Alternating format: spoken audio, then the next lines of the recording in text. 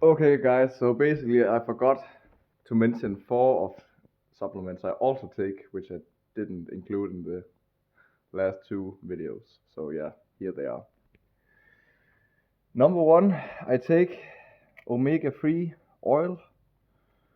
It has vitamin A, vitamin D, vitamin E. If you're curious about the doses, here it is. I also take 10 to 15 grams of creatine monohydrate. So yeah, it's alright, it's cheap. I also take essential amino acids with the dosing of this. Usually I take two of these because I think 4 grams is not enough. And for my last electrolyte, I also take potassium citrate. It tastes like fucking absolute shit, but it's good. It's good for hydrating.